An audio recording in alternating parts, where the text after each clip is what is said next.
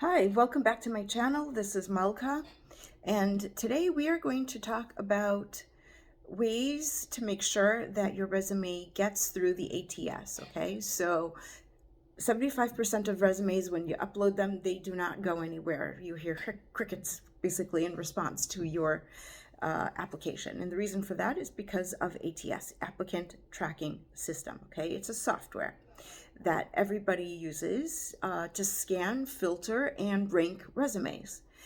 Keywords and formatting and the consistency in job titles and skills are the three elements or the three areas that get scanned and picked up and compared to. So, knowing that, let's look at those three elements in the resume and figure out how we can tweak our resume to fit the ATS, okay? So the first thing is, how do you get past the ATS? That's really the first question I think anybody would want to ask. And that is really, really simple. The first step is to make sure that you're using the right keywords. Now, you're going to ask, well, the keywords should be, the name of my job or the job title or things like that. And that's probably true. However, when you're using the ATS, the job title, believe it or not, is going to be the keywords that will match the job description, okay? So if we are using a job title, make sure that your job title aligns with the job title that is in the job description. The hard skills or the technical skills such as project manager, data analyst, terms like that, you want to make sure that if those are mentioned in the advertisement, that your titles and technical abilities word for word match on your resume. If there's the category called software and tools, which there always usually is in all of these advertisements for different jobs, and those software and tools would be things like Salesforce or Google Analytics, then that's how you would categorize them on your resume, as software and tools. Now, if a job is posting an ad and the ad says something like, we're looking for an expert in content marketing and SEO, but your resume says digital marketing specialist, the ATS may not recognize you as a match. Why? Because your description of who you are or what you want to be considered or what your professional title is does not match the keywords that ABC company set up for their advertisement, okay? So that's something to keep in mind. And it's very funny because it's already bad enough that you're trying to look for a job. And the ATS to me makes it very, very difficult for a job seeker because you have to constantly tweak your resume to match almost every single job that you apply for. So I would suggest making, once you save it, save a version of this and keep it somewhere, and then hopefully you'll look for the same type of jobs with the same type of job title, making this a little bit easier for you in the future, because it really is time consuming to go redo your resume, make sure that those words match whatever place that you're answering an advertisement for, right? And then uploading it and making sure and praying, crossing your fingers, if you will, that the ATS will pick you up your resume. So what else can we do to make it easier for the ATS to pick up your resume and hopefully match you for the job that you are applying for? So the next thing that you can do, believe it or not, is to make sure that your format for your resume is correct, because ultimately format is going to matter.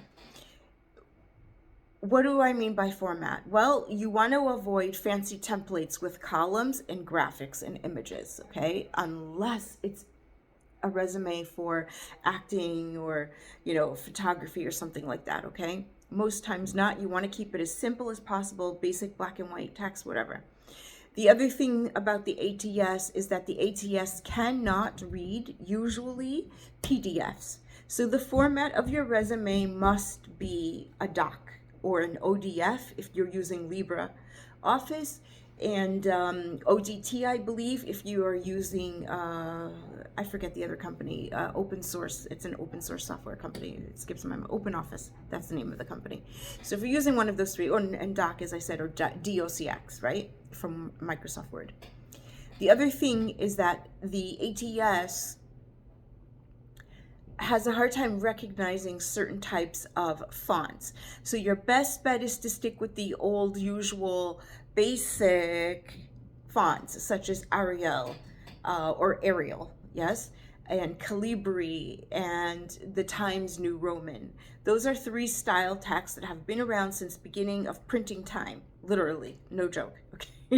And so the ATS will probably pick those up faster and will be able to scan your your resume a lot better, okay? And this also should help. This, knowing that your resume fits this formatting, will or should make it easier for you to get your resume read, okay? Now, if you really wanna, so what can you do? I'm telling you what not to do, which is really not the right way to go about this, but it has to be said this way.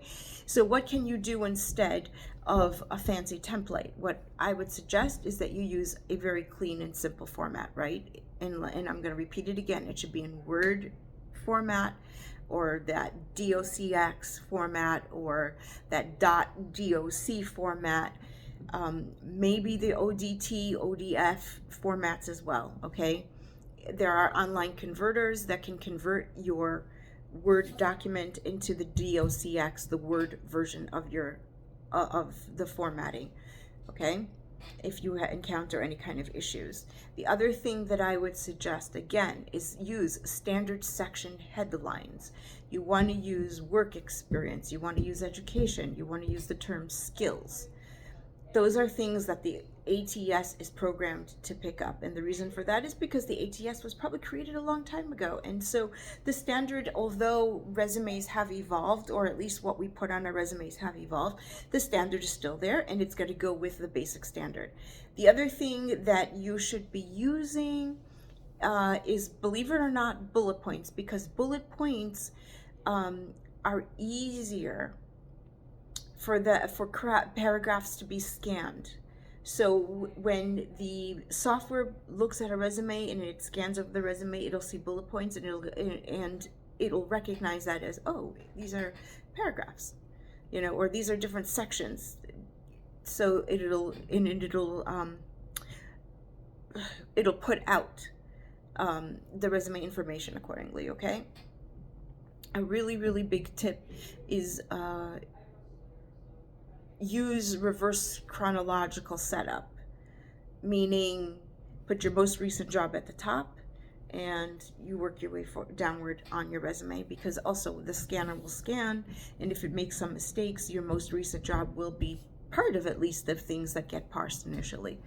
Okay, now things that we probably should not be including in the resume still after all these years of talking about this. I would say you should avoid images, charts, tables. The ATS cannot read those at all, okay? It can't even read the text. If you want to put in image text, it's not going to read that. The other thing is, if you fluff your resume with buzzwords like hardworking and team player, the ATS will bypass those words. It literally will skip over them, okay? You won't even be considered, because as far as the ATS is concerned, you don't have any skills, okay? And so that's why using specific skills would make more sense, and then this way you can definitely make sure that you do get parsed, okay? Outdated sections like references available upon request, that's gonna not get you anywhere either. The parsing software will just see this as nothing, and you will not be advanced, and you'll be sitting in cyber, empty space, and that's what you don't want to have. This is exactly what you are trying to avoid, rather. Okay. Another thing about your resume, as it's going through the ATS system, is that you want to make sure that you mention measurable accomplishments. So on resumes, people tend to say, hey, I manage social media accounts. Let's say if you were a social media manager. That sounds okay. It's mediocre. Everybody uses it. And it's very simple, and there's no creativity attached to it. A better way of describing that would say increased engagement by 35% through targeted social media campaigns. Now you're letting whoever is reading your resume know that, woo, you've achieved something and it was measurable. Yes?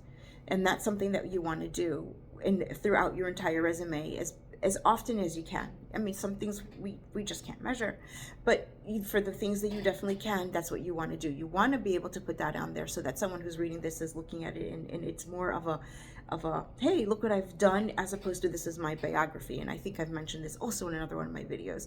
So, the goal of the resume is not to make it a personal biography. It should not be pages and pages and pages and pages and pages long, even if you do have a lot of years of work experience, or a lot of experience, period. Because sometimes you don't necessarily have to be an older person to have a lot of years of working experience, right? But you may have a lot of working experience because you may have worked 2 jobs or 3 jobs at a time. You may have worked short jobs that were similar to each other within a certain amount of time as well. And so your resume will be quite full. So to recap, the things that make the resume ATS friendly, if you will, where your resume should be seen by the ATS and will be picked up by the ATS and scanned, is to use keywords from the job description. Choose ATS friendly formats, which means no fancy templates, right? The other thing that you want to do to make sure that your resume is ATS friendly is that you avoid common mistakes that get resumes rejected in general, such as generic terms, not using measurable achievements, and things like that. Now, if you found my video very helpful, please hit the like button, subscribe, and let me know in the comments how have you, or if you have ever struggled with getting your resume seen.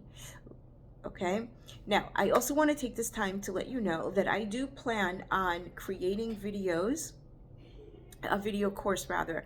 There's going to be a 6-week course and there's a 9-week course upcoming, and as I develop them, I may set previews here within the channels that you can see, and you'll get to see me probably wear a couple more of these suits. The one thing that I haven't had to do in many years is dress up, so I figured this is a formal event. You'll be able to see me in my professional suits. The other thing is, part of the class, I want to be able to show you what business casual looks like, so I will be including that as well. And on top of it, you will be able to attend settings in my virtual classroom. So stay posted, and please subscribe, definitely like, and if you found this very helpful, share it with anyone else that you feel will benefit from it. Thank you again for watching. This is Malka. Peace out.